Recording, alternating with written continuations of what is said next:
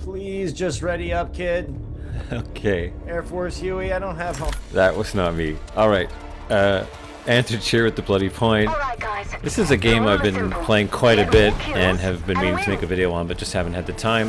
It is an early access title called Shatterline, or Shatterline FPS. This title is currently in early access. It is free to play. It's a shooter, as you can see. I guess something similar to Overwatch or titles like that. The developer is Ukrainian, and they lost their publishing deal when the current invasion by Russia started, so there's a bit of a story behind this one. The game is really polished. That's the first thing I think I want to say about it. Even though it's early access, it's very clean. The UI is good. The QOL is very good. It is unique in that it has multiple PvP modes, and it also has a PvE story type mode, Expedition as it's called, where you have missions you play with other players in co-op, and you can earn progression that way. The expeditions also have different types, and they have bosses, and it's quite detailed. So this gameplay footage you're watching now is 6-man team deathmatch mode. There are also capture point modes called Conquest. There's a defuse the bomb mode, which most people are familiar with. There's an escort mode. There's a lot of different modes that you can choose from. You can actually filter out the mode types when you're browsing or queuing for a game, which is a feature I really appreciate. Like I said, the devs really have paid a lot of attention to the experience of the player, the quality of life features. The game involves progression through weapon modifications, and also through character skill upgrades that you can get.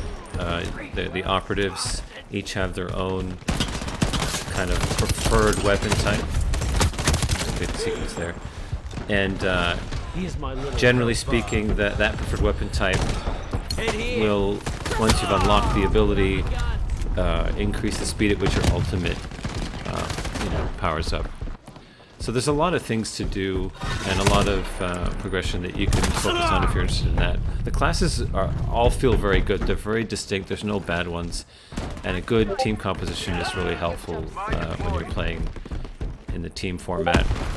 There is voice over IP in the game, as you saw from the opening, which a lot of people don't realize, but it's generally pretty useful.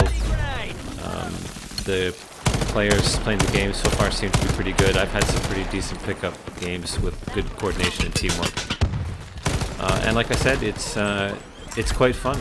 The experience. I don't typically play these kinds of games with the very low time to kill, but this one is interesting to me because there's always something different to do. You can play different modes if you're interested, and if you're in the mood for something more strategic, then that option exists.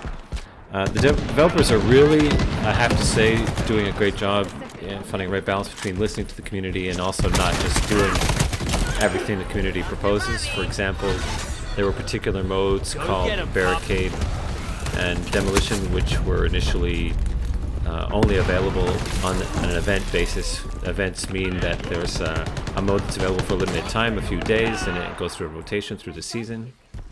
Well, I should also mention there is a season pass type of thing. And the community liked one of the modes so much that the devs decided to put it as a regular option in their versus mode, their PvP mode, which was a really small thing perhaps, but it shows that they were responsive to what the community was looking for, and I think that's great. On the other hand, the community also, at least some people, wanted to see a BR mode, and the devs outright said no, that wasn't going to happen. We've seen a lot in the last few years where, especially during early access, devs will make changes, in some cases fundamental changes, based on player feedback that are not necessarily what's best for the game, and it has, in the long run, kind of ruined the game. And I think it's great that they're sticking to their guns, literally in this case, for Shatterline. Now, another thing that you'll probably notice is these various abilities. They, in some cases, for certain operatives, once you level them up, also allow you to change the loadout, so you have more than one option. It's not just a question of increasing the effectiveness of certain abilities. You can actually select the loadout and apply different ones. Here's my colorblind ass shooting at a friendly.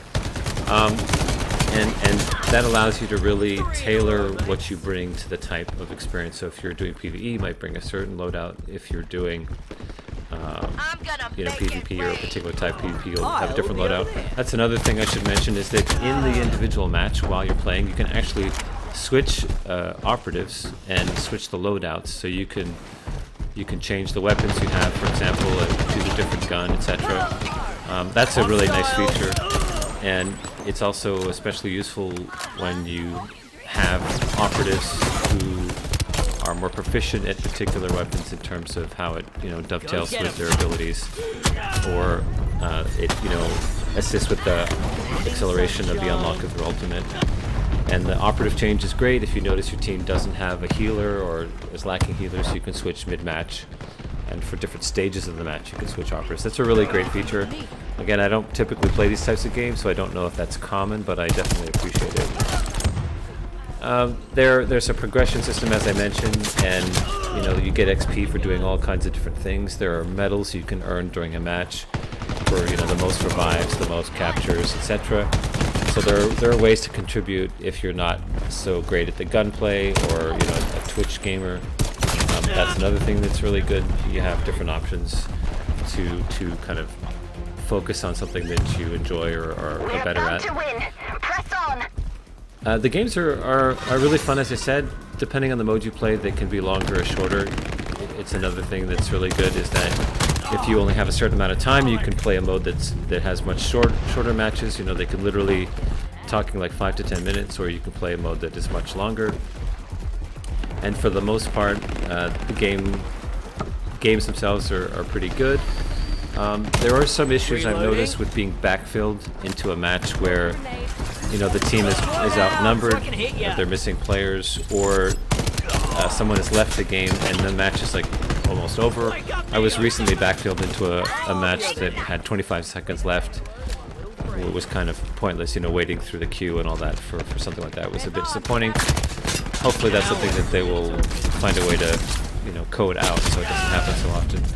But all in all, the game is quite good, and as I said, the developers are Ukrainian. I'm very happy to support them. I bought the pass for that reason only, and I really hope for the best for them, for the game and in general. I encourage everyone to give it a look. As I said, it's free to play on Steam, early access. I hope you enjoyed the video, and thanks as always for watching. Reloading. Last bomb out.